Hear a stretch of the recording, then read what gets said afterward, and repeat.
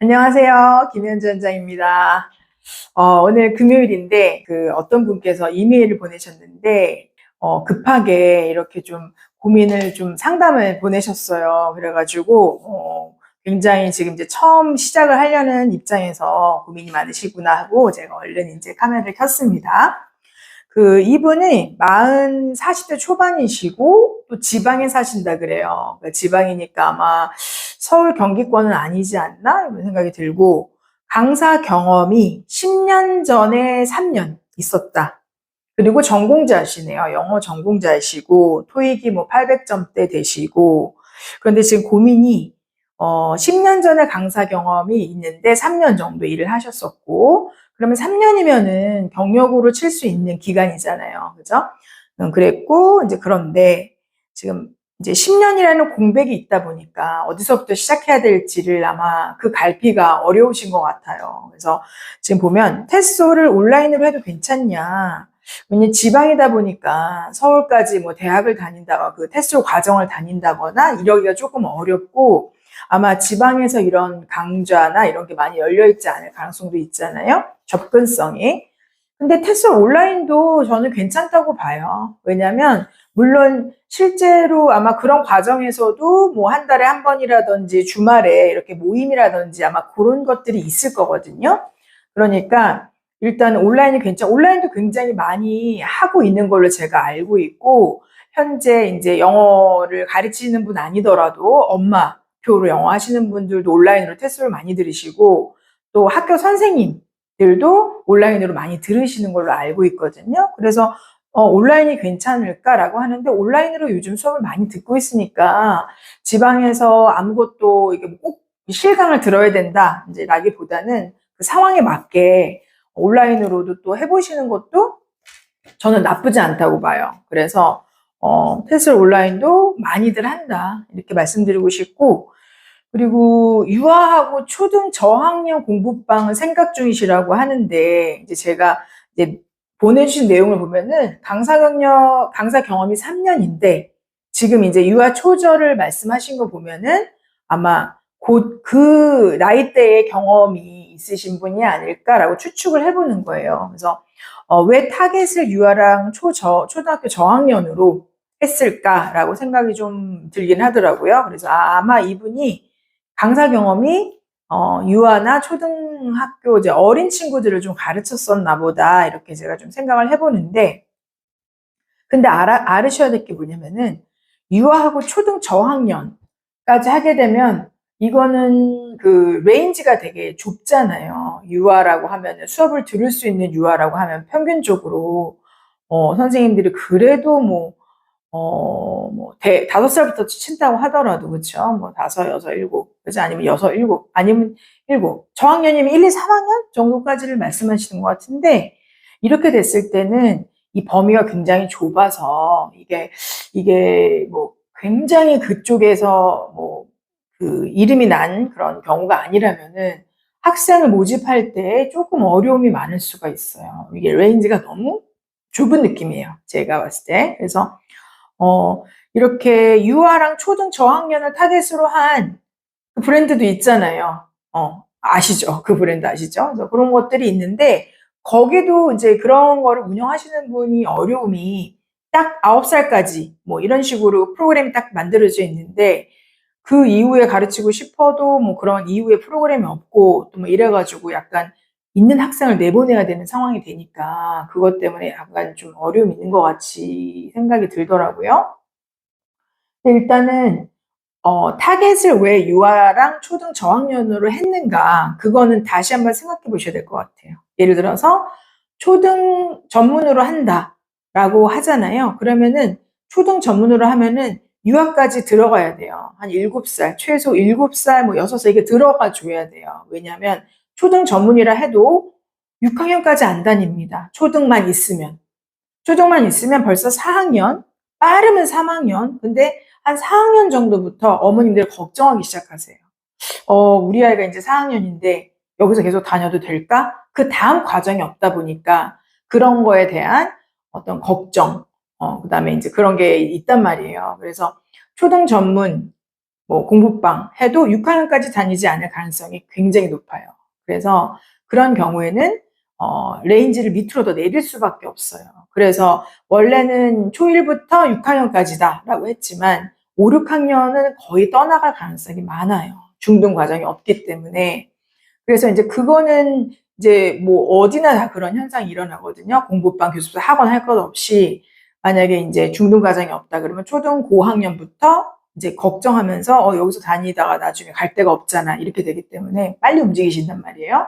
그건 좀 감안하셔가지고 타겟팅을 공부방을 이제 하실 때 어디까지 가르칠 건지는 조금 더 고민을 해보시면 좋을 것 같아요. 그래서 레인지를 조금 넓히는 게 이제 방법인 것 같고 지금 보면은 뭐부터 해야 할까 지금 막막하신 것 같아요. 왜냐면 10년 전에 강사 경험이 있고 또 10년이란 공백이 이게 길다면 굉장히 긴 공백이거든요.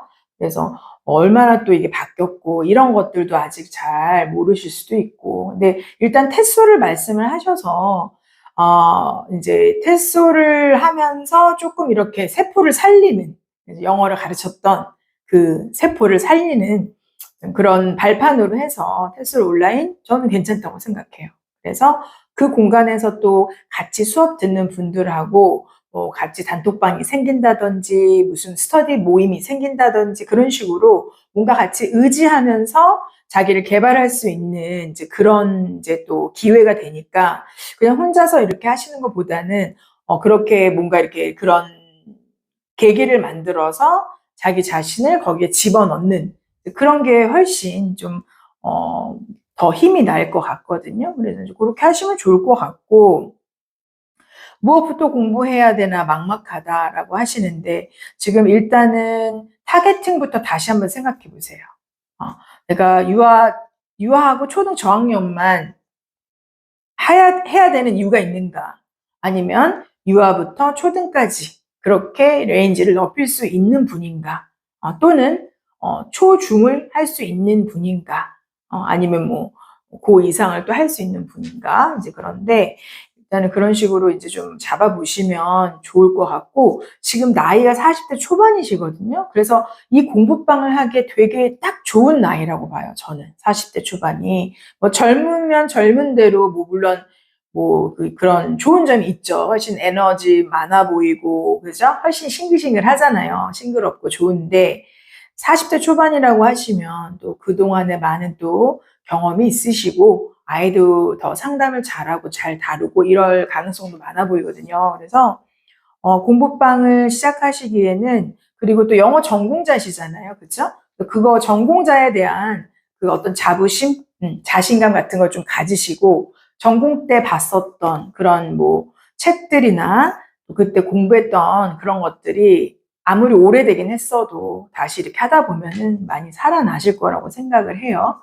그래서 조금 그렇게 해 주셔도 좋을 것 같아요. 그래서 공부방을 이제 전공자이시고 그리고 뭐 테솔도 고민하고 계시고 하는데 일단은 그런 식으로 근데 저는 제일 먼저 눈에 들어왔던 거는 타겟 학생층이 이건 현실적으로 레인지가 너무 좁다는 거는 알고 계셔야 돼요. 그래서 지금 만약 초등학교 뭐 2학년까지 한다. 뭐 5살부터 2학년까지.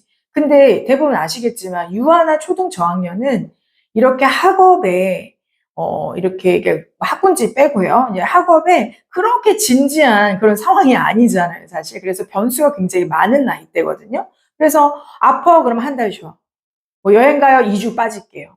뭐 이런 식으로 굉장히 변수가 많아요. 아파서 열나요 못 가요. 장염 걸려서 못 가요. 이런 식으로 아이들은 아픈 이슈도 많고 또 뭐 여행이며 뭐며 이제 빠져도 어린이집 빠지거나 이런 거 유치원 빠지면 타격이 없잖아요. 그렇죠? 그러다 보니까 좀 출석이라든지 이런 거에서도 운영하기가 좀 일반 초등 뭐 초중고보다는 조금 어려운 부분이 아마 있으실 거예요. 그래서 유아 초등 저학년의 타겟층이 저는 조금 요게 요거 좀 다시 생각해 보시면 어떨까. 그래도 초등까지는 하셔야지 되는데 초등까지 한다고 해도 초등 고학년이 안 다닐 가능성이 많아요. 90%예요, 그게. 그래서 정말 공부를 못하는 초등학생들 같은 경우에는 초6까지 기초라도 잡아라라고 해서 다니겠지만 벌써 초등학교 4학년 올라가면서 어머니도 고민하기 시작하세요. 이제 곧 고학년인데 어떡하지? 지금 어디로 가야 되지? 이 상황에서 될까? 어차피 중학교 때 옮겨야 되니까 지금 움직이자라는 게 이제 보통의 어머님들의 생각이시거든요. 그래서 그때 되게 많이 이동을 합니다, 사실은. 그래서 아무튼 그 부분을 타겟 학생층을 내가 왜 이렇게 정했을까? 그게 조금 궁금해서 한번 다시 생각해 보시면 좋을 것 같고, 또 뭐든지 선생님께서 정보를 얻거나 제가 이 짧은 영상으로 선생님의 모든 상황을 알 수도 없고 그 내용으로는요. 그래서 어떤 것들이 이제 뭐 자세하게 좀 더 자세하게 말씀드리기에는 갖고 있는 정보가 그 정도인데 선생님께서 공부방을 하시기로 마음을 먹었으면은 또 여기저기에서 비슷한 고민하는 분들이 많고 또 온라인상에 그죠? 그런 뭐 공부방을 위한 어떤 그런 모임이라든지 이런 것들도 있잖아요. 궁금한 것도 질문을 하고 그렇게 해서 해결해 나가시면은 혼자가 아니다. 나만 이런 고민하는 게 아니라 모든 개구리는 올챙이적이 있었어요. 그래서 그때 저도 똑같이 우왕좌왕하고 어떻게 해야 되지 다 그랬고 공부도 어떻게 해야 되지 뭐 아직 뭐 그냥 발걸음도 지금 떼지 않은 상태시잖아요. 고민을 하고 계시는 거잖아요. 그래서 그런 것들을 말씀을 드리고 일단은 테스트 온라인으로 해도 괜찮으세요. 지방에서 여건에 맞게 해서 이제 열심히 하시면은 결과적으로 그것도 본인이 공부해야 되고 본인이 과제를 제출해야 되고 뭐 이런 것들이잖아요, 사실은. 그러면서 또 10년간의 변화된 것들 이런 것들도 많이 이제 아시게 될 것 같아요. 네, 이제 좀 도움이 되셨으면 좋겠네요. 힘내시고 또 어려운 부분 있으시면 또 남겨주시면 제가 기회 되면 이렇게 영상 찍어보도록 하겠습니다. 오늘 금요일이거든요. 그래서 오늘 힘내시고 화이팅 하세요.